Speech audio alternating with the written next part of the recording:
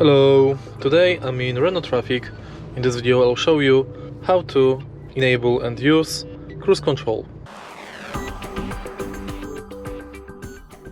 In the beginning you have to press the bottom part of this button to enable cruise control, and now when cruise control is enabled, accelerate to desired speed and press R button. Now you can take the foot off of the acceleration pedal, and if you want to reset to first set speed, press R button again. If you want to pause or unpause cruise control, press 0 button. If you want to increase speed, press the plus. To decrease speed, press minus button. To disable cruise control, set this panel to medium position. And that's basically it. If you find this video helpful, please leave like, comment and subscribe.